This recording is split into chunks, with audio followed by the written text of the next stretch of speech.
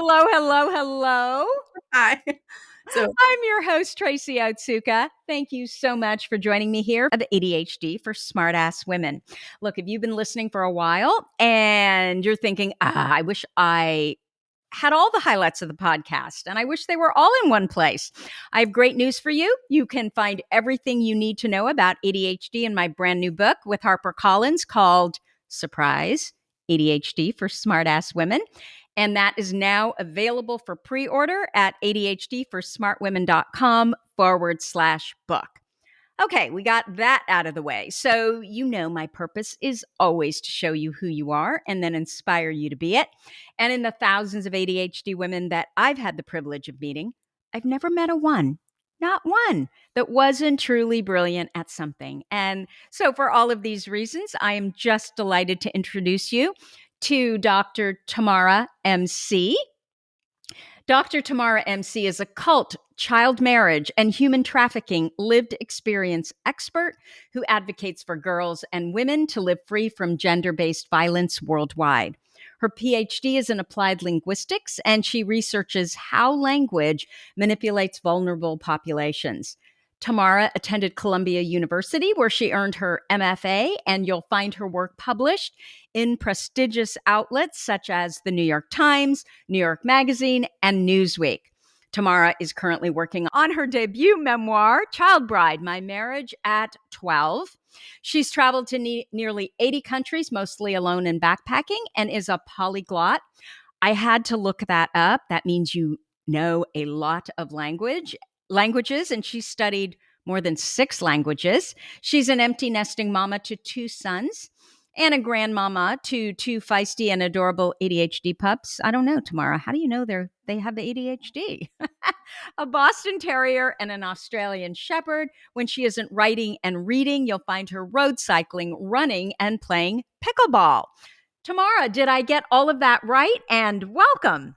thank you so much. Yes, thank you so much for the introduction. So, how do you know that your dogs have ADHD? Have they been diagnosed?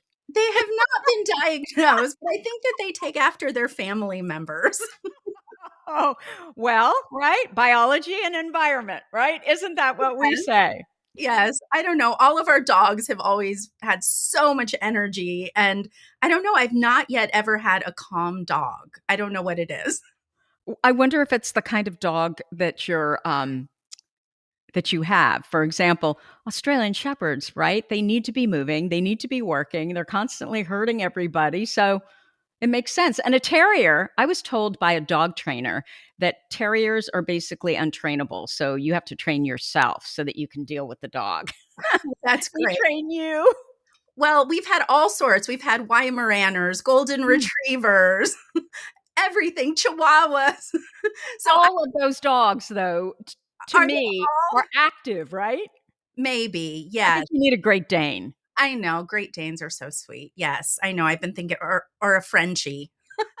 I don't know. Yeah, maybe a Frenchie. They seem pretty mellow. Great Danes, though, I don't think I could live with the 7-year lifespan, Oh, right? is that it? Oh, I didn't know that. Well, because they're so big, but they're just these gentle giants. So anyway, you know our rigmarole around here. We always start out by talking about your ADHD diagnoses first. So could we go there? Can you tell me how did it come about? Sure. So, I did not get diagnosed until I was 50 years old, Mm. and so that's quite late, and that was just I am 51, so it was about a year and a half ago that I was first diagnosed. I was professionally diagnosed, like, with a neuropsychologist, and I didn't actually go in because I thought I had ADHD because I have so many friends who I don't even know, I'm not gonna use the right words, but who present as if they do have ADHD, they're misplacing things, they're late, all of that, and I didn't have any of those signs. So, Mm. I really didn't think that I had ADHD, and I was tested on a computer test, it's called the CPT, I don't know if you're Yeah. familiar. I yeah. Yeah. And so I just remember sitting there and you have to like bang this thing, like you Mhm. have to do it and I just knew that I was failing miserably. I could not hit the bar at the right time for the life of me. So I So went just so our audience understands, so this test, and I'm not sure if yours is the same one that I took. I took the, God, is it TOSA or something along those lines? And they would there would be a blue square, and they would tell you that whenever the blue square comes up or the red circle, can't remember which one, you had to hit a button. I think the space bar. But then they make it go slow, they make it go fast, and it sounds super simple, right? But when you're sitting there for 20 minutes, it is the most boring, difficult thing I think I've ever tried to do. Not really, but yeah. Was yours like that? Yeah, I'm I not so familiar I with think the there was CPT. another one as well, but I just remember, like, smashing the space bar. Like, I was getting so angry at the space bar. I was just like, "I'm just ready to smash it." Like, I don't even care when it comes up anymore.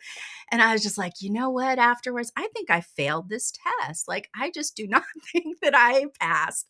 And then sure enough, when my diagnoses came back, it was like I obviously did terribly at that, and as well as other tests as well that I don't really remember.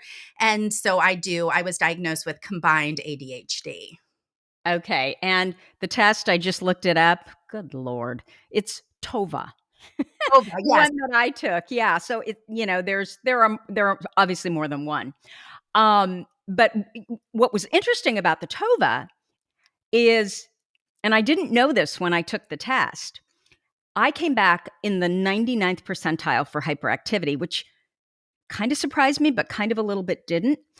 And what I didn't know is there was a camera watching me the whole time that I was taking this test. Oh my So god. it could tell when I was like moving around and jittering. Yeah, so it was watching me. I hope there wasn't Um, a camera watching me because I was I getting a little know. bit violent with the computer. I was so angry at it. Exactly, exactly. So I call your diagnoses 50, actually 45 and older, as maturity onset ADHD diagnoses. And that is because we now know that, oh my gosh, what am I trying to say? We know that estrogen modulates dopamine. So, whenever a woman has changes in her hormone levels, pregnancy, puberty, obviously perimenopause, and then menopause, our ADHD symptoms, I mean, sometimes they get better. Like when I was pregnant, I was on fire. I didn't know why. I just assumed it was hormones, it was pregnancy. I remember my mom saying she loved to be pregnant. I loved being pregnant too. Um, but it was that change in hormones. So it makes sense that you would start to. What were the symptoms though? If you say that you were not late, you didn't have problems with messy spaces, all of that kind of stuff, what were the symptoms that made you even think about ADHD? I didn't actually think about ADHD. I thought I was more autistic than having Mm-hmm. ADHD. So I Mm-hmm. was really going in to be tested for that, which I did test for as well. So I was Uh-huh. diagnosed with autism as well. So I think is why I don't fall into kind of being late and being disorganized is because of my autism. So I think the Yeah. two of them are working together. And so I am super organized. I also have OCD, so I'm super organized. Everything has to be in its place. Everything is color coded. Everything in my life is very organized. I put my keys in the exact same place. I put my Mm. purse when I come in the house in the exact same place. I have rituals and routines. And so I guess because all of that, I didn't see the ADHD. But then when I start going back, and especially as I was really thinking about being on this podcast, and I was just like really having to go back to my childhood and like going back in time and like saying, wow, I just thought that was me, which it is me. Right. But there is also like the ADHD in the background because I have so many interests. I am so passionate about so many things, but I also I have like this constellation of interests and they always kind of seem to work around each other. So I'm not going in even though I'm going in multiple directions, I'm also not like finishing things. Like I always complete everything that I do, which is kind of interesting because that doesn't sound very ADHD. But everything I do, I just have all these goals and I'm always accomplishing, but I probably have a dozen goals going at one time. I have so many interests and I think it's really in my I think it's cerebral. Like I feel like my ADHD is in my mind. Like my mind is just going a million miles a minute. And so I don't know if that's possible, but that's how I feel it is. Yeah, well, that's what women with ADHD, men too, um, talk about all the time, right? Especially inattentive ADHD, which sometimes I wonder, okay, what really is the difference between inattentive and hyperactive, or combined type? Because I believe I've never seen an ADHD woman who doesn't struggle at some, at some time with just these thoughts and not being able to shut them off. So when you talk about all these thoughts and ideas, is there also an emotional component where you'll overthink things and why did I say that? Yes, yes, I do ruminate a lot. I Mhm. ruminate about everything that I say. I have major sleep issues. Before I go to sleep, I'm constantly thinking, replaying the entire day. I spin out on things. I can't stop my mind from thinking about the same thing over and over again. So I definitely have that. Okay. So, were you diagnosed with inattentive ADHD or combined type? Do you have some Combined. external hyperactivity? Yeah, I guess so. Combined means that I'm hyperactive and impulsive, correct?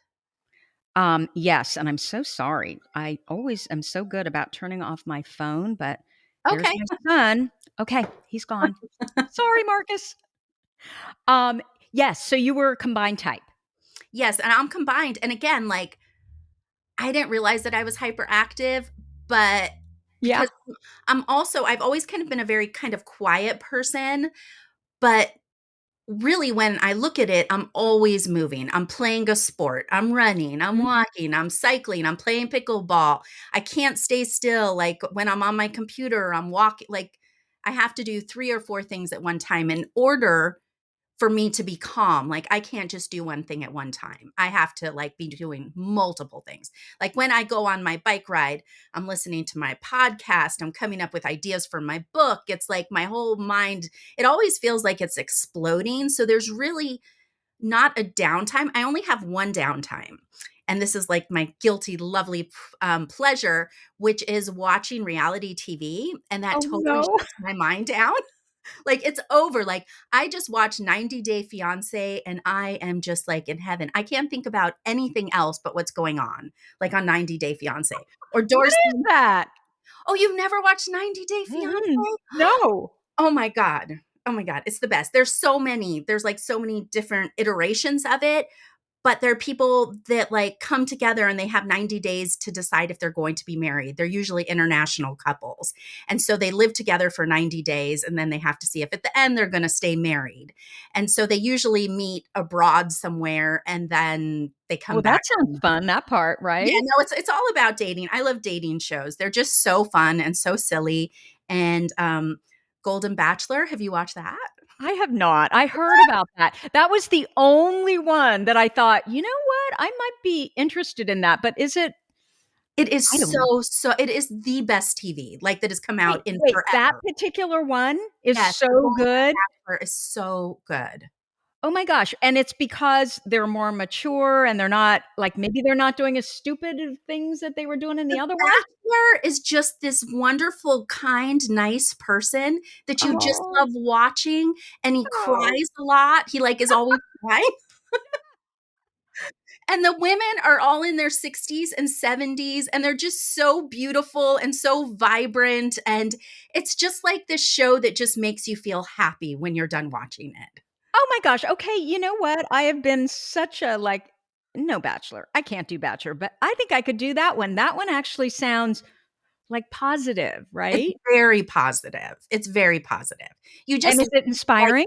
it's so inspiring and you leave with hope and you just look at these women and they're all so nice to each other and they're supportive. I mean, Oh, I love this. of course there's maybe like one woman who isn't exactly, but I Yeah, won't give that away. So, yeah. Okay, I'm gonna put it on my list and I'm going to try it. So it's interesting that nothing else works for you, but reality TV will allow you to shut the brain down and actually focus on what's going on. yes, because I can like insert myself into other people's lives, which makes me not be in my life and in my brain. I can like experience what they're feeling, and I can experience their highs and their lows. And it just feels so separate from myself. Whereas everything else, it's so much part of me. The other thing that I do is play pickleball. And unlike Mm, cycling and running pickleball, I have to concentrate on the yes. ball. And the score, right? Yes, and the score, which is very hard to keep It's track of. so hard. I'm always like, I'm out there and I'm like, oh my gosh, what's the score? I never know the score. I don't even know who's serving. I just served and I'm like, am I supposed to serve? I didn't even know if that was ADHD. Exactly, exactly. And you know what's interesting is I know so many ADHD women that play pickleball, Uh-huh. and most of them say exactly what you say. I took, I think, 3 classes on pickleball. I bought it for my husband for Father's Day, who didn't wanna do it because I wanted to do it. My daughter was in town, and so we did it, and by class 3, we got to scoring, and I was just, "I'm out." You know, "Whoever I'm playing with just needs to tell me," you know? That's great because it is very complicated, and you do have to pay attention. Yeah, and I started playing pickleball with my son who's in his mid-20s, and so we my mom's been she's like the OG of pickleball. She's been playing for like 11 years, like before Wow. anybody even knew about it. So she's been trying to get me into it, and then I got my son into it, but my son would always be like, we'd be partners, "Mom, why don't you know the score?" Like, "Why can't you get the score?" I'm like, No, "I no. don't know, but maybe it is my ADHD." Oh, I think it's definitely Oh, ADHD. For me, there's no frame of reference, right? There isn't, it's not like tennis where it makes sense to me. It is so complicated and you have to go to the kitchen and I'm like, that's supposedly what they call the front part, right? And right, you yeah, can't it's step on this line and I still can't get it. So I just decided if I'm going to play, I'm just going to do it for fun. And I'm really good at pickleball as long as I don't have to keep score. well, that's okay. So somebody else is always keeping score. Don't worry. I love exactly, but they could be telling us something that isn't true and we wouldn't even know. Well, that's okay. Um, I love that you are playing pickleball with your son. I love it. Yes. So it's interesting that you talked about being diagnosed with autism, going in, being diagnosed with autism, and then, oh, by the way, you also have ADHD. And so I'd love to know where you think the line is between, what are the symptoms that are ADHD? What are the symptoms that are autism? And then, what are kind of shared by both? What I will say that in my experience, the women that I've met that seem to do very well are frankly the women that, because autism and ADHD are, it's on a spectrum, right? They're both on a spectrum. So if, and OCD as well. And so if you've got, you know a little bit of OCD, if you've got a little bit of autism with the ADHD, it's almost like that really helps us to be more successful because it allows our brain to calm down and focus on those things that are important to us, which is getting rid of the visual clutter, right? Making sure, because then our brains don't work. So I'm talking way too much in this podcast. Would you please tell me, what do you see as the difference between ADHD and autism? I wasn't actually sure like where one began and one ended because I feel Mhm. like they're so together. But I was listening, I've been listening to so many of your guests speak, and you had a guest and I can't recall her name. But she was talking about traveling, and she ended up in Spain, and she was running with the bulls, and, like, Mm. she had this story where she was just jumping off and doing these things, and I was like, "Oh, that's me," but I didn't know that was ADHD. Like, I've traveled to almost 80 countries. I'm usually backpacking. I'm by myself. I end up somewhere, and then I'll just go without a plan, and I just have to see every little thing, and I end up having all these crazy situations and exciting situations that always happen. But I didn't ever think about it that it's that constant stimulation. Like, I always, like, need to be seeing new things. I don't like to eat in the same restaurants. I don't like you don't either? Oh, I because wanna we're try. missing the best restaurant, right? Yeah, but I just wanna experience everything. Like, I want and I mean, this is kind of maybe, I don't know if this is bad or whatever, but I didn't even realize this, but like, I love to have lots of women friends because I don't just want to have one or two. Like, I want tons of them because like that's exciting to me. I get to learn all of their stories. And so I think in that way, I think my ADHD is always like just throwing me in the middle of having to know a little bit about everybody, Mm. everything, every place.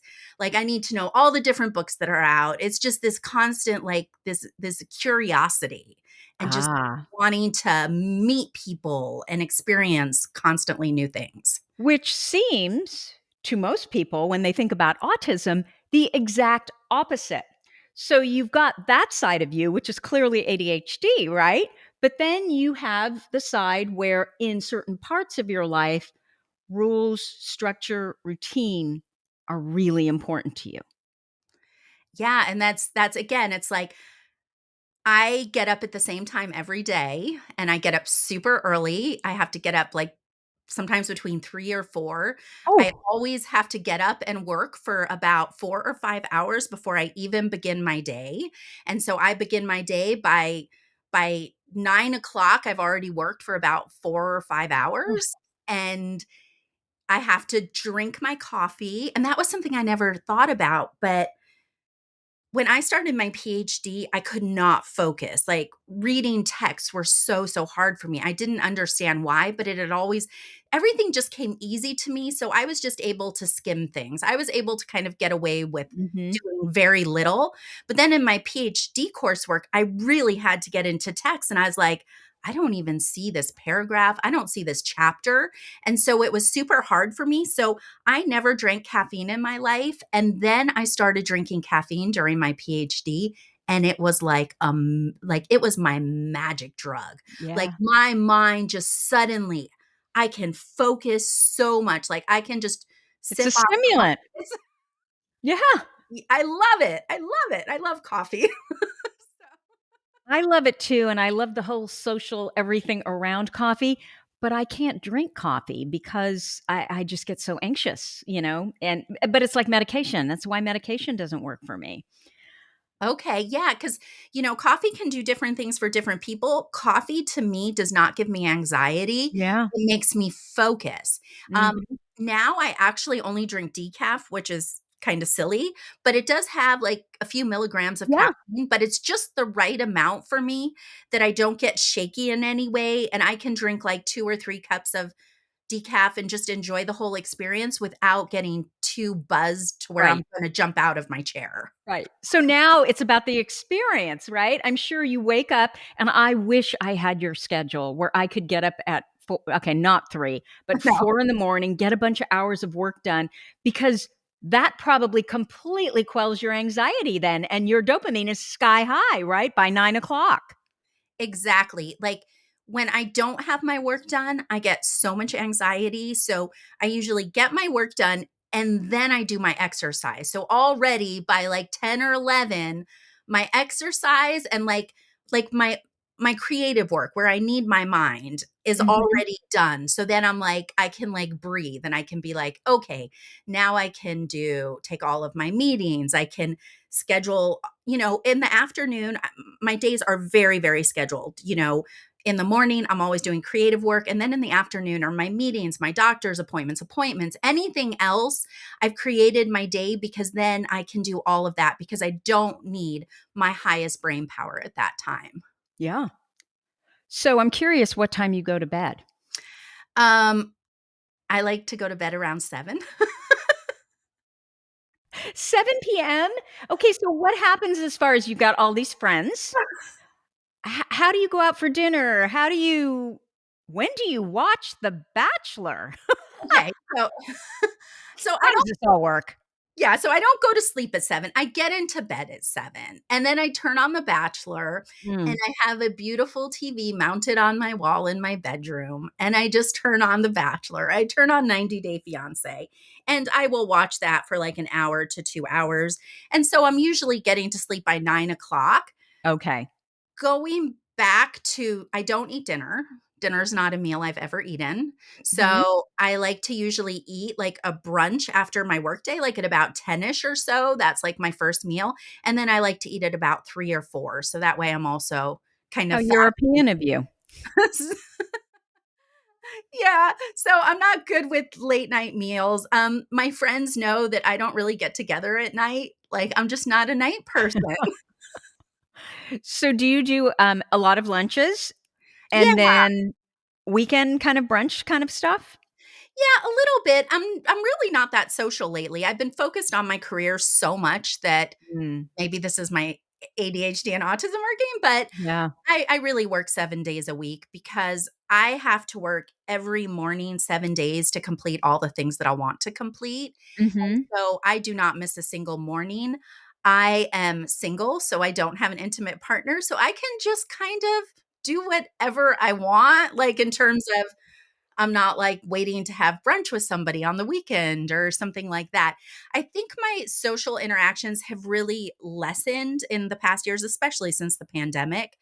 And, I have my family. I always set time aside for like my mom and my boys. But other than that, I'm very, very selective in how I spend my time. Mm. I say no to a lot, a lot. So, what was I just going to ask you? I do hear a lot of ADHD and autism in what you're telling me. You've created a lot of structures, what works for you, what makes you feel good, right? And of course, you're able to get a lot done because you've created all this structure. Yes, I think so. So I'm curious, before we leave the diagnosis story, um, what did I want to know? Oh my gosh. Um, I did work out this morning. I don't know what's going on with my brain. What I wanted to know was I can't remember. Oh, I wanted to know what tomorrow was like as a young child. Yeah, so I was spending a lot of time thinking about this question. I was super quiet, super shy. I didn't talk a lot um, in school. But then there was this other part of me, which I was explaining this to somebody the other day, but I couldn't stay in my chair, which I guess is totally ADHD. But it isn't in the way that, like, my son, he's never been diagnosed with ADHD, but he was really could not stay in his chair. So it's Uh-huh. totally different. But I was just never interested in what the teacher was saying. They always sounded so boring. So I would always just want to walk around and talk to everybody and ask them questions about what they were doing and what they did over the weekend. I was always so interested in everybody's lives. And I guess somebody said, "Oh, that's the interviewer in you," because I've always loved to ask people questions and get to Yeah. know. So I guess that was always just part of me that I was just always so interested. There were, like, a couple of boys in my class who had ADHD. Of course, there wasn't a I don't know if there was a diagnosis then. I mean, I didn't know that, but they were just running around wild all the time. But I would actually be put at the fence with them during recess often. So I'd have to put so our backs would have to be to the playground so we couldn't see what the other kids were doing, and our noses had to, like, touch the actual, the gate, the metal. So the whole time, like, our noses had to be there. So for all of recess, often I'd be sent there, and on my report cards, it says, "Tamara is too talkative," like, whenever there so it Horrible thing to do to kids. I can't even imagine. So what they need is to work off all that energy, and instead they're forced to I've never heard this before, oh, literally with their noses to the gate? yeah, my nose would have Mm. to touch the gate. That was the rule, and we could never turn around, which I just remember feeling like, I just had to turn around to see what everybody was doing. Like, Wow. Oh my gosh. So you were clearly an active child, but it sounds like school was a piece of cake for you. it was, I guess, but I don't really, really remember it. Like, I don't remember hearing what the teacher said. I just Mm. was in my own world all the time. I don't even know what happened. Like, I don't know what the I don't like, I remember like, I'm still friends with my elementary school friends, and they'll talk about the things that we learned in 4th grade, or and I'm like, "How do you like, I don't remember learning that." Like, I learned how to write in college. I did not learn how to write in elementary, middle, Yeah. or high school. Yeah. Even though I went to class, I didn't know how to I mean, I will definitely tell you, I don't think I knew how to write. And I know that in what, in our conversations back and forth, you've told me that you not only have ADHD and autism diagnoses, but clearly there's ADHD and complex PTSD. And so I'm curious how much of, and we'll get into, the main reason you're here, frankly. We'll get into that next, but I'm also curious how much of what was going on there was PTSD versus ADHD. And you'll never know really for sure, right? But Yeah, but I kind of, I think about that a lot. Like where Mhm. where is trauma? Where is autism? Where is ADHD? Where's OCD? And I just I just think that when I really look back at myself, I really do think that I had ADHD before the trauma. Like, Yeah, but I think it was intensified through the trauma. of course. Of course. Yeah, and just watching how how you're constantly moving. I can see that. Um and just, the stories that you've already shared with us. So, before we leave this area, I would love to know what you think has really changed since you were diagnosed. Yeah, I think I feel so much calmer since I was diagnosed. Like, there's a name to what I was experiencing because I felt different. I didn't know the vocabulary for what that was, but it was just this feeling that I always felt different. And so I guess just having that vocabulary, and now it's so wonderful, like with your podcast, with all the different podcasts and all that is out there, and the Instagram accounts, is like, this is the best time in history to be diagnosed with ADHD, truly. Yeah. Yeah. For a woman Absolutely. or for a girl to be diagnosed with to be neurodiverse at this point. Yeah. There are so many resources. Like, I can say that now as a 50-year-old and, like, coming in this point in history, had this happened, like, when I was 12 or 15 in the '80s, I would not be as thrilled with my diagnosis. I would have been lost. Like, it would have felt so different. But now I'm like, oh, that's why I act these ways. And it's really my superpower, I feel like. It's just, during all of my school years, nobody said to me, oh, Tamara, you may have ADHD. Nobody, not Mhm. once. Right. I had the chair of my dissertation committee. She said to me that I was idiosyncratic. That was the Ah. word that she used for me. Which is such an ADHD kind of reference, right? I We're didn't so even consistently inconsistent. Like, it makes no sense to the outside world. and I was like, I didn't even know what to take with that. I was like, I don't really Mm, know what that means. And she said, no, I'm saying it in a really positive way, but it didn't feel positive. mm. But even though it might have been, I'm not going to say what her intentions were because I really do think that they were good. But I think that that's the only time somebody like mentioned, like, wait, there's something a little different with you. Like, you do things just a little different. Yeah. Yeah. I love that. Okay, so talk to us about what it means to be a cult, child marriage, and human trafficking lived experience expert.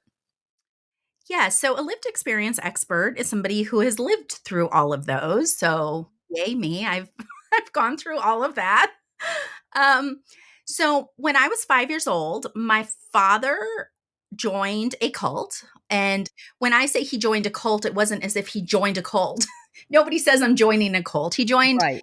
He joined a community, an idealistic community where it was supposed to be utopian and everything was supposed to be wonderful. Where was this, Tamara? Yeah, the community was in Texas. Texas. Okay. So it was in Texas. So he joined this community. Him and my mother separated. So I spent Part of the year with my dad and then part of the year with my mother. My mother did not join the community. They separated because she refused to. And so my father then moved away, moved to Texas, remarried, had a new his wife had four other children, so I immediately had four step siblings. Was she part of this community? Yes, yes, she was part of this community as well. And so I would start spending time with him there. And yeah, it was eventually the place was built in the middle of Texas, in the hill country of Texas, like on nearly 200 acres. There was nothing around except for these buildings. There was one way in, one way out. All of the children were homeschooled. We weren't allowed to read. We weren't allowed to write. Oh, We weren't allowed to watch television. And I think a lot of me watching television right now is transgressive because I'm like, I'm going to watch really junky TV because I was yeah. never allowed to. You know, So was that girls and boys were not allowed to read, write, school, none of that? yes, it was girls and boys. Girls and boys were separated though, so we were completely um, isolated from each other. So the girls kind of had their girl spaces and the boys had their boy spaces. And we did have religious studies. So there were like a lot of religious studies. My interest in language began then because we also learned languages. So that's how I became a linguist and a polyglot.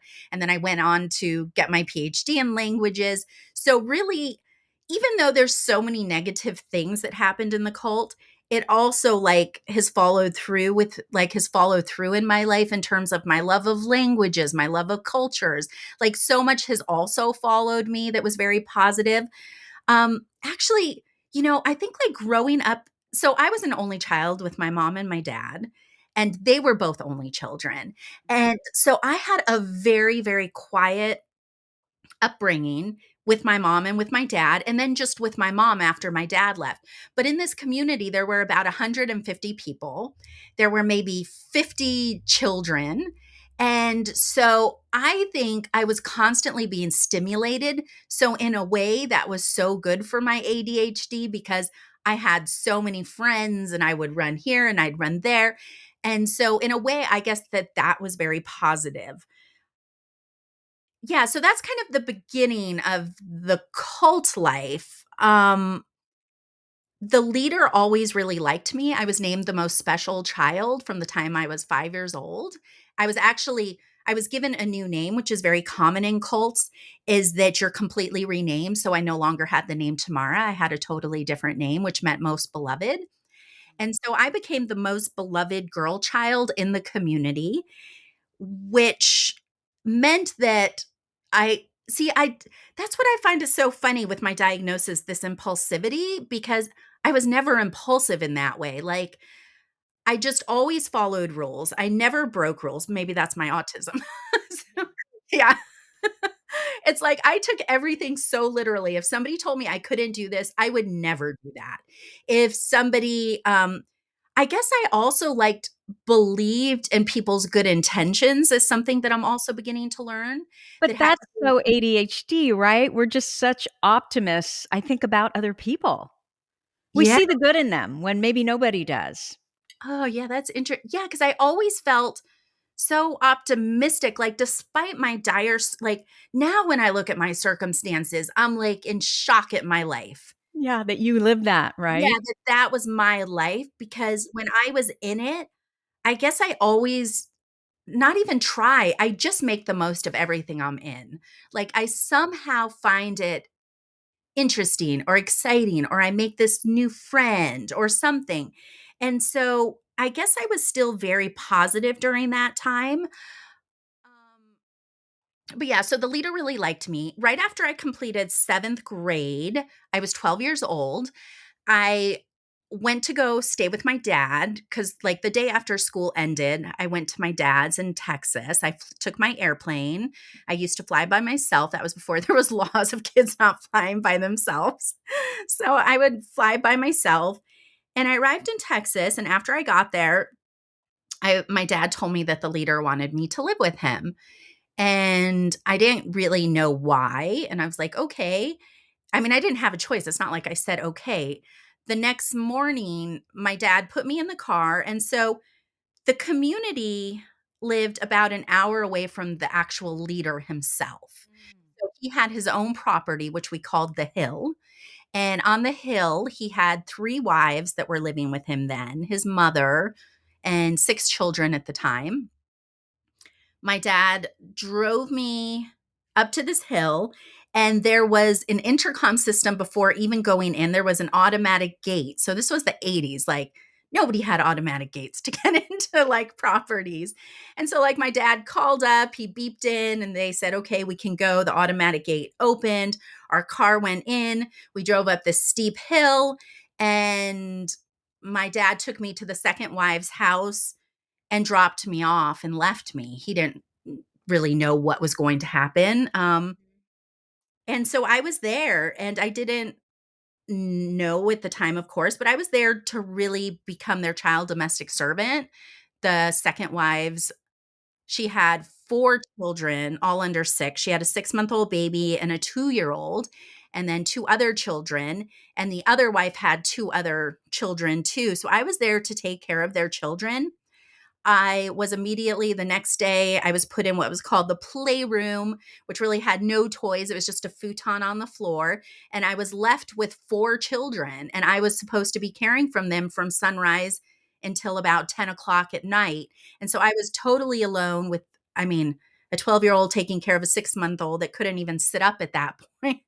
It Oh was my gosh. just, it was a lot. So that's how I spent my whole summer. And that's how I was a human trafficking survivor. But also in the cult, all the girls did all of the work for the community, even before that, from the time I was 9. A girl would become a woman at age 9. That's when a girl was considered a woman in our community, which meant that they had to do the child care, they had to do the cleaning, the cooking. That was their role once they became a woman. So that was what happened from a very young age, was my workload. But going back to my ADHD, like, yeah, I'm just thinking about that. I haven't really thought of it together, but I think I did such a good job with the kids because I just made up stories. I made up games. I would dance with them. I would sing with them. I would make up songs.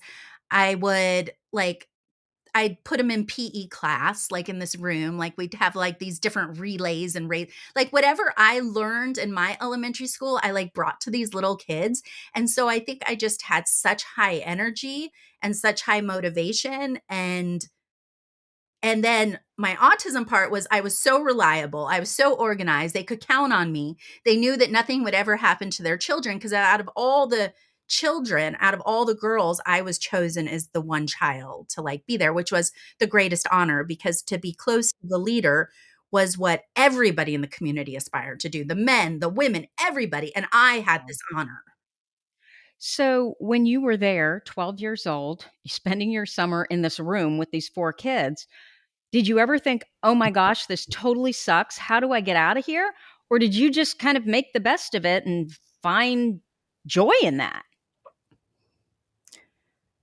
Like, were you angry at your dad for dropping you off and your mom for allowing this? I can't really say anger was what came up to me. No, I really wasn't. I was exhausted. I was tired. Um, I was a little bit scared. I was scared. Yeah. Um, but I really did have a lot of joy because I was taught that this was something like I was just given this opportunity. So I really thought it was an opportunity because it was going to get me closer to God. It was going to get me to heaven, like on a much larger level. Right. But then on this other level, we were also told that like service is like we had to be of service all the time. So when I say we, I mean young girls, not the adults, not the men have to be of service, Right. Right. you know, but that I'm fulfilling my role that I was brought into this world to do. So To here I serve was, men. yeah, so here I was in this situation where I was being able to serve. So I just was so proud that I was able to do Mm. that. Mhm. And I really fell in love with these kids. I mean, I love kids. Um, but I fell in love with the baby. The baby I consider he was my first baby in my life. Like, he's the one who I took care of him exactly the same way that I took care of my kids. Like, I just protected him, and, like, I just loved this little baby. So, I guess in that way, there was all of that going on too. Like, in later life, when I go back and I look at what happened, and I was like, "Wait a sec. How was I working for free? And how was I a child?" Then it's Yeah. with my adult brain now, of course, that doesn't all make sense, but at the time, it was all I knew. Right. Right. So how do we go so what happened after that first summer? Did you go back to your mom? Okay, so then the second thing that happens that summer is after I'm sent to the house. So I live in what's called the servant quarters. It was like a shed that was transformed into like this room. There was a sliding glass door, but it didn't have a lock on it. But within a couple of days, the adopted son of the leader snuck into my room and began sexually assaulting me. Oh, I'm so sorry. Yeah. And then within a few days, he came back in and he said that because that he wasn't acting religiously, and so that he had to marry me. And because we came from, like, purity culture, like, you couldn't be intimate with somebody without being married to them. And so it was at midnight, because he would sneak in at midnight, because that would be when I was done with the children, I was done with the dishes, I just got into bed, and I mean, my sleeves were soaking wet at that point, and he came in and told me that he had to marry me, and then he said I had to repeat after him in a language. So in this type of marriage, you don't have to have any witnesses, nobody has to be there. So the man can actually marry himself. I'm gonna use the word girl, not woman, because I was Right. to a girl or a woman. I mean, really? And so he just said, I have to repeat after him. And so I said, in a language I didn't understand because it wasn't in English, I said, I take you to be my husband. And just like that, we were married like in less than 20 seconds.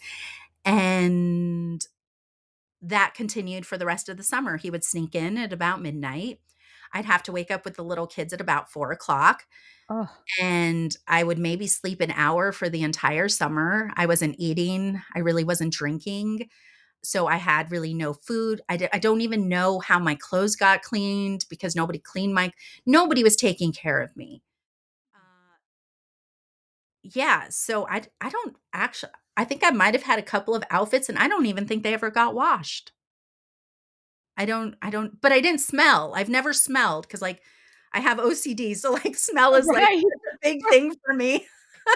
That So, hypersensitivity. yeah. So then you left that summer. After the summer was over, you left. Did you ever see your dad throughout that whole time during the summer? He might have come in and out, I don't recall, Mm. but I kept that summer a secret, I didn't tell anybody. He Oh. picked me up the day before I was supposed to go to the airport. He picked me up, I flew back to my mom, I never told my mom what happened, it was Oh, a secret, geez. Yeah. and I stayed with my husband for 8 years until I was 20 years old.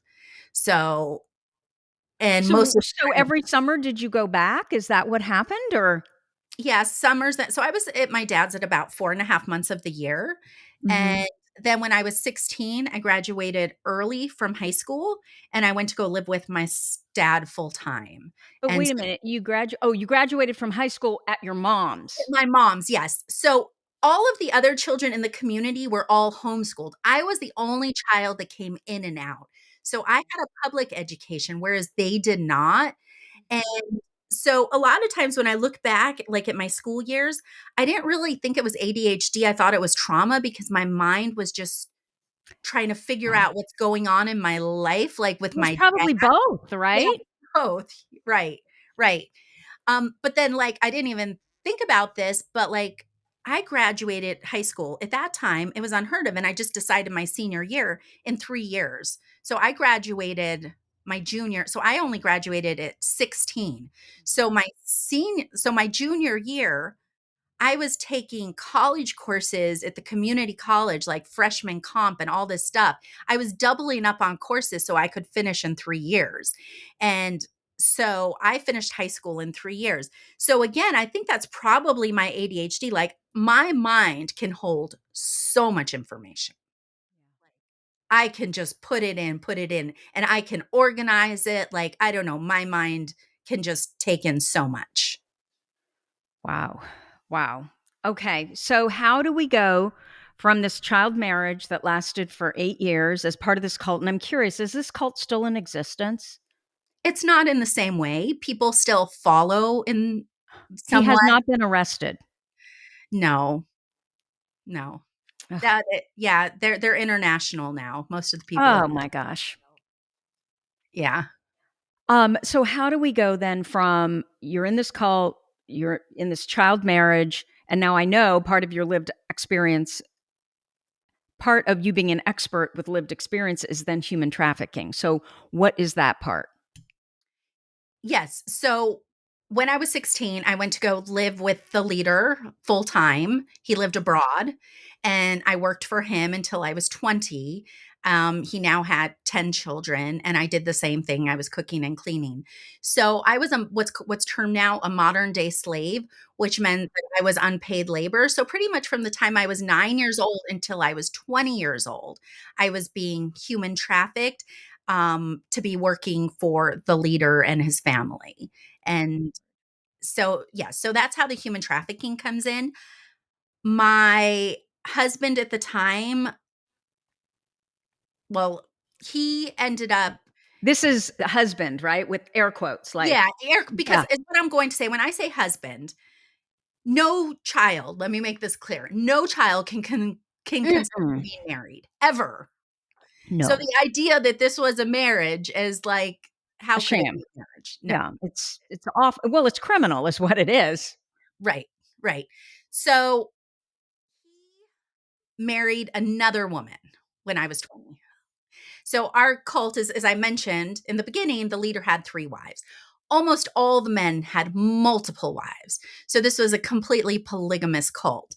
And so my husband married another woman, and I didn't know we married her. He kept it a secret. We then saw each other and he told me. And because I grew up the way that I did, I knew that I could never live in polygamy. That was my boundary because I had grown up with the leader. All three of his wives hated each other and fought with each other. And I was always in the middle of all of them. And then also in the cult itself, like when I wasn't with the leader, there were so many problems between co-wives. And so I just knew that I couldn't do that. I begged my husband to leave this other person. He said no, that he had to be married to both of us. He had to be. He had to be. He loved this other woman so much, he would tell me. Oh my gosh. So and now I think it's hard for people to understand this. And I think unless like you've been through it, and I think that so many women have been through sexual assault in many different ways, but I grew to think that I really loved this man. It's not hard for me. I mean, I haven't been through this experience, but you were 12 years old. I yeah, I understand how this can happen. So he was really all that I had known. Like he had promised me so much that we were going to have in life. Like Mhm, um he would tell me we're not going to be in polygamy like the rest of them. Like he had mhm. promised me that that wasn't going to happen in our lives, that we were going to live differently, that we were going to have money because our cult, like the cult leader had so much money, but the members lived with nothing. So we grew up in extreme poverty without food. I mean, it was just, you know, I would go like from my mom's to my dad's and I would come back and lose like 10 pounds. And I'm not even 4'11" now. So I'm like small as it is. So I was Mhm. probably 4'7", maybe 4'8", probably weighed 70, 80 pounds. Like that's a lot of weight for a child to lose. Like that's not a little bit of weight. So, so I would like lose a lot of weight. But so I really thought that I loved him. So making the decision to leave him was the hardest decision I had ever made. Like all I had to muster every bit of courage that I could have.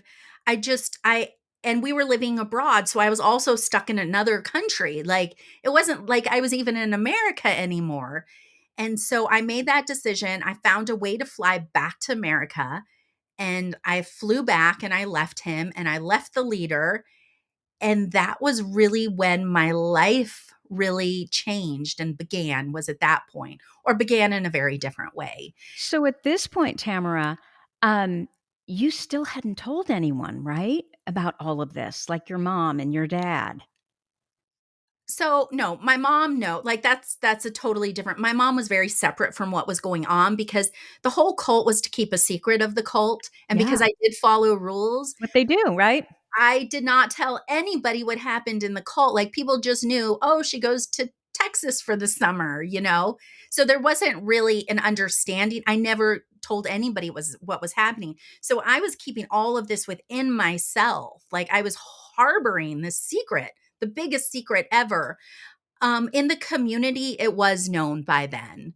Um, all of the girls began getting married by 14, all of my girlfriends. I was the first girl that got married, but then almost all of my girlfriends were being married off by 14 because that was the age that we were told like girls had to get married by then because after 14 they would become trouble, they could run away, they would become promiscuous, they would have boyfriends. So the whole point was to get us so that we didn't have boyfriends, we didn't run away, we didn't start wearing skimpy clothes, like according to what they would say. Right, right. A pair of shorts and a t-shirt. Yeah, Okay. exactly. Oh Yeah. my. Oh my. So you weren't telling anyone, but clearly now you're telling everyone, and you're writing this memoir, Child Bride: My Marriage at 12. What motivated what motivated you to write this book, and what message do you hope your readers, especially women, will take from your story or will take away from your story? Yeah, so after I left, I started waitressing, and then I enrolled myself in college all by myself. And again, I graduated with a bachelor's degree in 3 years. I was taking 28 to 33 credits a semester, which was like insanity. And again, I think that's like my ADHD where I can just like do so much. And I was working then too. I was like also a waitress somewhere else as I was going through school. Like I was supporting myself. I was doing all of these things. I graduated with masters. I graduated with PhD. So I went through school. In between then, I also was married my junior year or my sophomore year of my bachelor's degree. I had my two children. I was married for nearly 18 years. Oh And my so gosh. Wait, through all during all of this, you have 2 kids? yeah, so I went to school while having, again, a 6-month-old nursing baby and a 2-year-old. I started my master's, and, I did my PhD when I had these kids, so I did it all, and so then after that, we got divorced after about 18 years. That was about 12 years ago. Well, can I ask, so your ex-husband, was he different in terms of, was he very supportive and, you know, or was it the typical gender roles and you were responsible for all of this as well, as far as the home and the kids and then, getting yourself through school?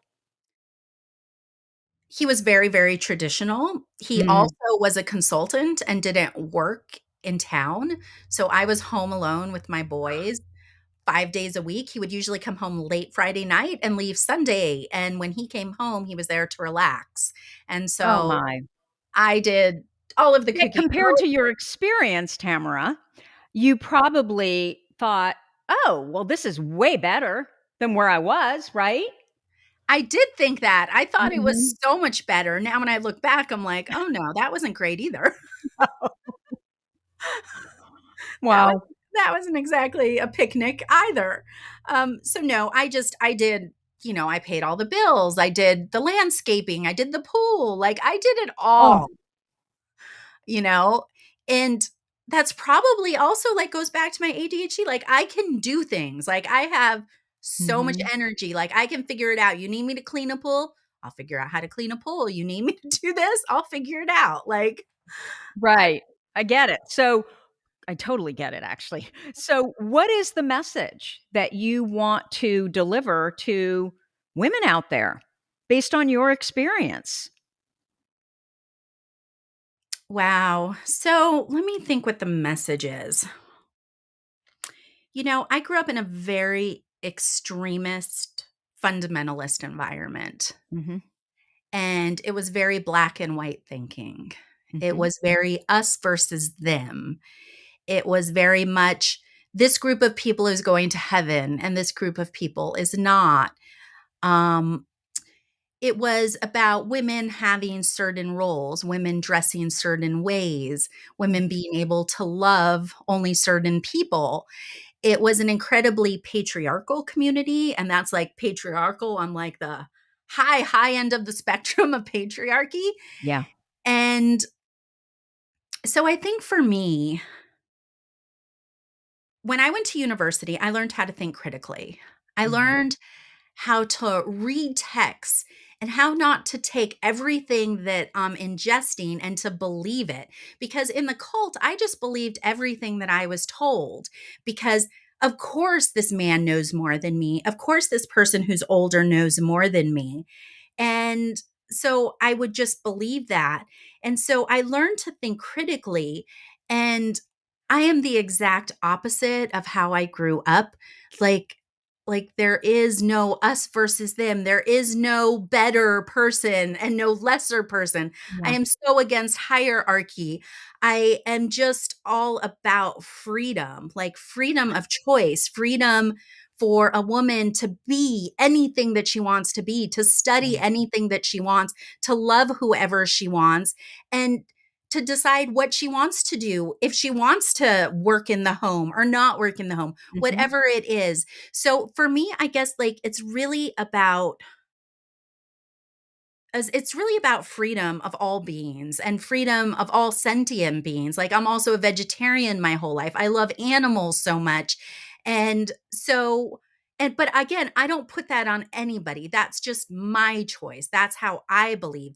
And so we all have the right to believe how we believe, but it becomes a problem when we expect other people to believe like us. That's where it becomes the problem. Absolutely. Yeah. No, I get that. And I'm in part of your religion.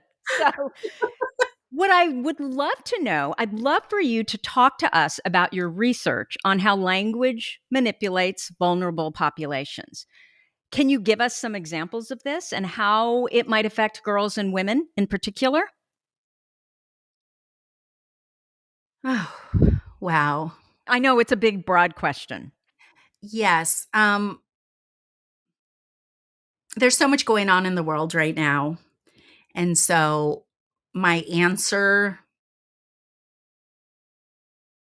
is very different than what it would have been previously. Mm. But right now, there are many people that are coming out and speaking about the conflict that's happening in the world right now Mhm. who have not studied the conflict. Mhm. So I have a PhD in Middle Eastern and North African studies. And so I'm also speak the languages. I have the lived experience. I have all of that. And so when I saw what's happening right now in the world and people who are activists in their own communities now coming into my community with zero knowledge Mhm. that and using language, going back to language, you can't take what's happening in one culture or one part of the world and then insert it into a totally different culture and a different part of the world. There's lots of words being thrown around right now, like colonialism, like Mhm. apartheid, words Mhm. that are used in a very specific context that are now being used in a very different context Mhm. that Mhm. actually don't hold water. And there's just so much about I'm calling these people now like in anthropology there was something that are called helicopter researchers, helicopter anthropologists. Okay, Like helicopter parents? a little bit different. So helicopter anthropologists used to come into like African villages and Mhm. they would like come in, obviously not on a helicopter, but they'd like fly in. They'd study this community for a few months, a year, whatever. They'd leave, they'd go back and they'd write their dissertation, and they would now become an expert in this village. And Mm. so it's just this idea of like flying into a community and thinking that you understand it.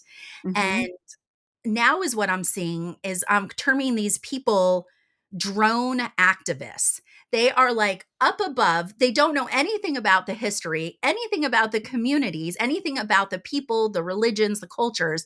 And they're just looking from high above and like making assessments about things and using words that are very, very dangerous. So I guess that that's kind of maybe where my activism is moving to these days. Okay. Do you have another example? Yeah, I don't want to talk about that. No, I completely relate to what you're saying. I don't know But if I there's want that on the that's a very I don't know how I'm feel about that on the podcast. Um, well, okay. I'm going to give you an opportunity to think about that and okay, what you want to do because yeah. you know that's why I'm here. However, I would also love to have an example that affects girls and women specifically because that's kind of what we're talking about here, right? And then what I'd like to do is then look at it through the ADHD lens. Oh. I mean, clearly there was something going on in this whole cult thing, right? Oh, yeah, yeah. It was all about language and how language manipulated, frankly, all the young people, all the women, all the girls, Right, and and so the men. and I guess it's in the cult, it was how language was used differently. So language was used differently for girls versus the adults, for example, or even for the women. Um, like we were talking about being of service, for example. Hmm. So, what does being of service mean to a girl? Like, I'm, as a girl, I'm being told that the ultimate goal of my life is to serve. So, I'm there to serve. So, then you look at, okay, who am I there to serve? So, that's like a question. Oh, okay. I'm there to serve men, leaders, women. I am there to serve all these people. But now, do the men, women, and leaders, are they also there to serve? Like, are they also being given that word? Are they Hmm. being taught that? Absolutely not. So there's absolutely no reciprocation. There's certain rules and words that were only used for us that were not used for anybody else. So the leaders, for example, would tell us exactly what we had to do all the time, but they didn't do those things themselves. Ah, okay. So clearly they were using that language too, though, right? They were teaching that language, yet they weren't expected to do any part. They were friggin' hypocrites, is what they were. That's exactly right. And that's one of the ways to tell if a place is a cult. Like, are all people being given the same rules and are they all following the same rules? Or are there only certain people that have to follow the rules and there's other people that don't have to follow the rules? Oh my gosh. Okay, so say that again. The way you tell if you're part of a cult, because I think we have a lot of cults in this country right now, you know? How do you know again? Say it again. Well, there's many different ways to tell if like a community is verging into cult-like behavior, for Yeah. instance. Um, but one of the ways is, are there different rules for different people? So, do the girls have specific rules, for example, that are only for them that the leaders and adults don't have to abide by? Mm, Or are there rules? See, in our cult, the girls were the lowest on the hierarchy. We were the yeah. absolute lowest. Mhm. Women had a lot of power, and they were pretty much the ones who had us working so hard.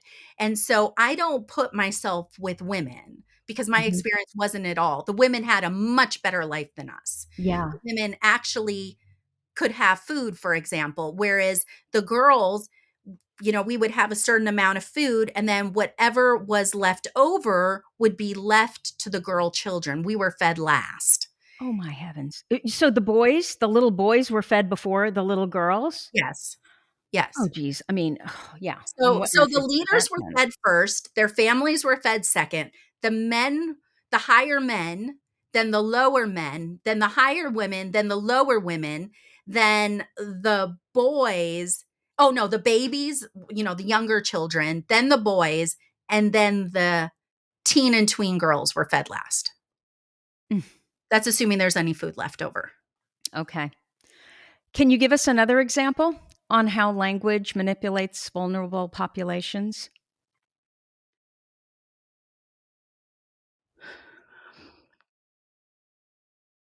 Because the thing about the cult is, I mean, if you are a young child and you grow up in this and you don't know any difference versus someone that's an adult that comes in, like they'd have, much more context, right, around how the world works. But if you're a little kid and this is where you grow up, what are you supposed to believe? Because adults are the ones that are teaching you. Right. I mean, I think like even the language of food was such a big deal for us Okay. because as children, we weren't allowed to have sugar. We were always on a specific diet, Mm. which cults like control food in that way as well. I And didn't know so, that. yeah, so we were macrobiotic for many years, Oh, which means like tomatoes were considered evil and eggplants were considered evil. So the nightshade vegetables, you know. Um, but all of that was like, for example, like we were told all of these things, but it wasn't really about keeping us healthy. It was about controlling us. yeah. So hold on one sec. I turned off my, did you hear that? Yeah, but I think we're good. Okay. I just heard a little ding. Okay. I was trying to, everything's off. So I don't know what happened. Um, but really it's a way of control, and it's also taking away protein from young girls as well. And Mm. so we were vegetarian because that also meant that we didn't have protein in our diets. We were basically living off of beans mostly, which also would stop our periods, which would then make us not get pregnant. And Oh, so there was so many different ways of control. Like we're being told that we're eating healthy. This is vegetarianism. This is healthy eating. But then in the meantime, the leaders are eating meat. Like everything is different. Like they're sneaking sugar. They have fruit. Like we couldn't even have fruit. Like I remember to get an apple or an orange would have just been like, sometimes we'd see an apple or an orange and we'd want it so bad, but we weren't allowed to eat it. Only like the adult could eat it. oh my gosh.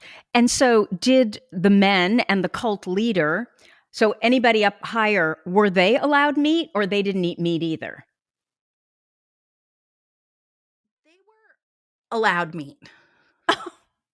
Wow.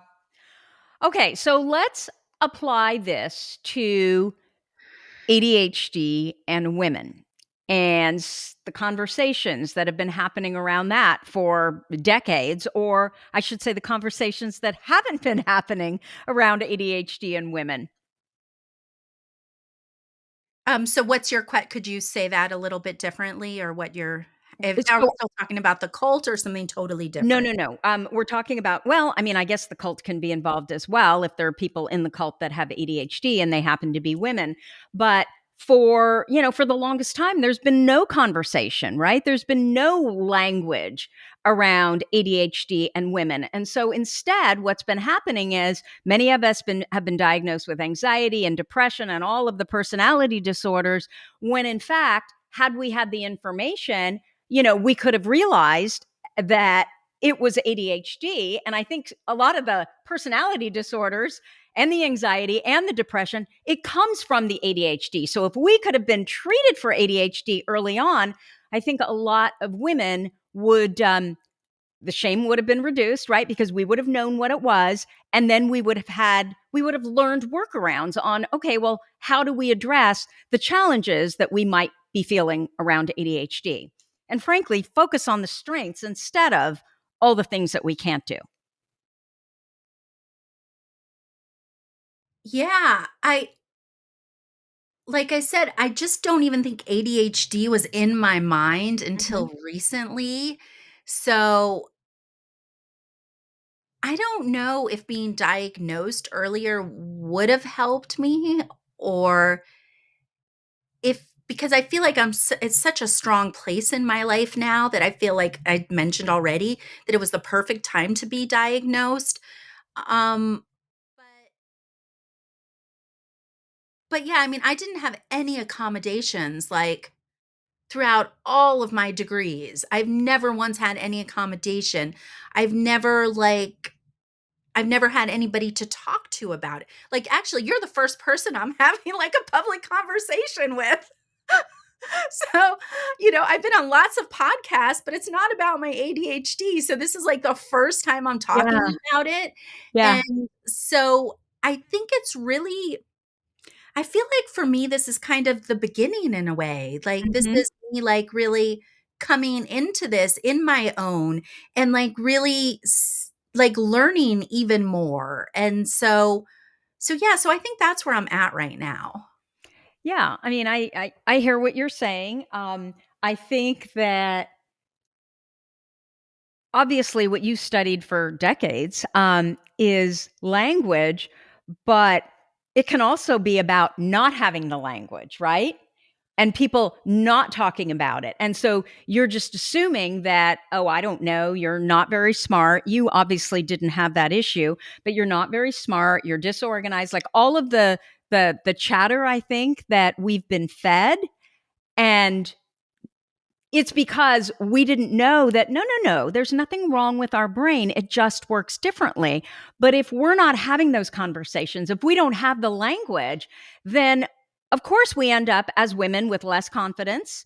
We don't trust ourselves. We're more willing to listen to others, right? Like cult people. Learned helplessness because why would I even speak up? Because every time I do, you're telling me, no, your way's the wrong way. Do it this way. I go and try do it this way, and I can't do it. So it's so interesting to me to basically look at language within the context of ADHD and how important it is that we are having these conversations, right?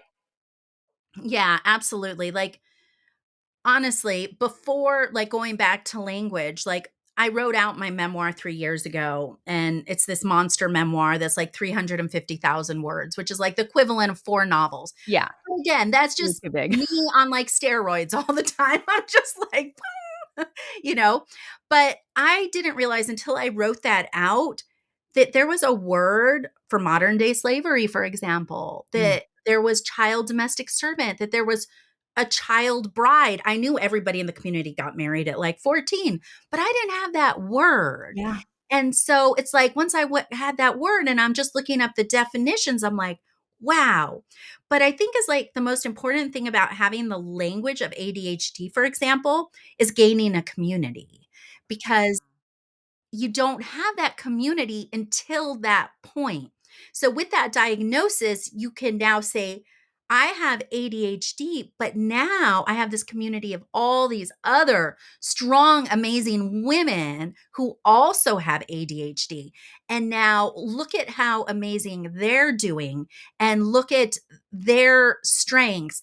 And they've like become my mentors, for example. So we can be mentors for others and then we can also be mentees like at the same time. So I think that's the beauty of the diagnosis is now I can be part of all of these communities and I can gain my strength through the other community members. absolutely.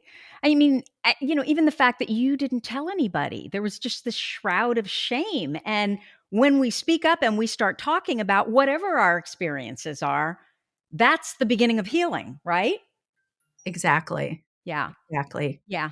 I love that. Okay. So I have kept you far too long, Tamara, because this is just all so fascinating and so interesting. So, I would love to know what you think the key to living successfully with ADHD is. So for me, I'm speaking from somebody who also has autism. So it may be a little bit different for Hmm. other people, but I think that I'm an expert in my body. I know what makes me exhausted. I Hmm. know that by 7 o'clock, I'm going to be tired. And as much as I want to run around and do all these other things, that I have to say no because it's a choice because what I'm much more interested in is being able to wake up early and to work in my projects.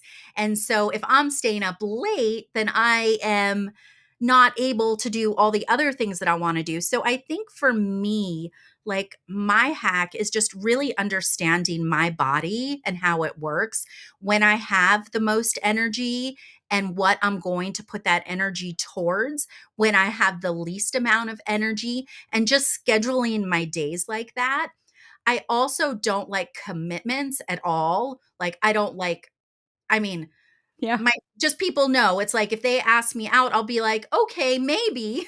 Like, I'll never say yes. I'm not going to commit because I may or may not feel like going at the time. And usually I won't feel like going at the time. But I just think it's giving that leniency that it's okay. Like, we don't have to say yes. We don't have to go to things. We can Mm. leave things open. We can decide that, yeah, maybe we're going to go try this thing out. And after 10 minutes, we don't like it and we can leave. Like, there's nothing keeping us anywhere. I go to so many conferences all the time and I'll be signed up to take like this specific class at this specific workshop, but I'll stay 10 minutes and I'll leave. Like, I don't stay anywhere because like my time is my most valuable thing, so I will not give away my time. So I like, what is it? I just hold on to my time and I just like love my time. I don't know. It's like my beloved thing. So I don't give that away. And so I just think it's really knowing our bodies and when we're doing the like when we function the best. And I cannot begin work, and I think I've heard you mention this as well. Like my whole house has to be clean before I start working. Yeah. Like, everything has to be clean. But I started doing it years ago that I just go to a coffee shop because if I have a dish in the sink, I'm going to lose my mind. So, but I'm like, okay, I can leave my space. I know that for me with my ADHD, I love the sounds going around me. I Yeah. don't like to be in a quiet place. So in a coffee shop, I love the hum and drum of people talking. I Yep. can't stand people on their phones or on their social like that. No, but just regular conversation. So I just think it's finding those things that make our work days and our personal lives work for us. And our lives do not need to look anything like anybody else's lives. Yeah. They are unique to us. They just need to work, right? And we need to feel positive emotion and like we need to feel good about them. And then it's perfectly fine. Exactly. Yeah. Exactly. I love that. So, Dr. Tamara MC, where can people find you if they want to know more about you and what you do? Sure. Yes. So you can find me on my website at www.tamara, Tamara, and it's just two letters, mc.com, tamaramc.com. And all of my social media is at Tamara MC PhD. So you can pretty much find me anywhere. And I really do love to collaborate and work with other wonderful women. So if anybody would like to reach out to me, I would really, really enjoy that. And I really do want some new ADHD friends. Like, I don't have a large group of women. So, and I know you have such wonderful women on your podcast. So that would be so awesome. Yeah, it's totally different. I'm sorry, but it is when a woman has ADHD. Right away, there's a connection for me. It's really rare that I don't feel that versus neurotypicals. Yeah, kind of all the time. I was at an event last night with my husband. It was his event, and when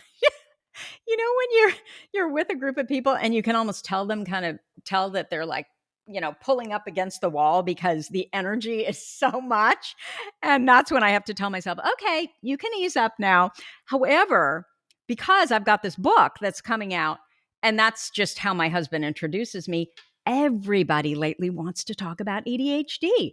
Everybody's got, a family member, a spouse, a friend, a parent. They all want to know about ADHD. So, but still, I'm probably still too much. Anyway, Tamara, wait, did I get it right? No, Tamara? Tamara. Tamara. Tamara. Oh my gosh. I was good at the beginning. No, you did Tamara. great. I know. I've been singing that song, the Annie song, I Tamara. know. Tamara. Anyway, thank you so much for spending time with us here today. This was such a fun conversation. Thank you so much, Tracy. I'm so happy to be here and to meet you in person. I've admired you for so long, and all of your audience members. It's so good to meet all of you. Wonderful. So that's what I have for you for this week. If you like this episode with Tamara, I got it right, right? You did. Please let us know by leaving a review. Our goal, it's to change the conversation around ADHD, helping as many women as we possibly can learn how their ADHD brains work so that they too can discover their amazing strengths. And before I let you go, don't forget, pre-order my book, ADHD for Smart Ass Women, right? Do it right now before you forget. ADHDforsmartwomen.com/book. As always, you're listening to ADHD for Smart Ass Women. Thank you so much for listening, and I'll see you here next week.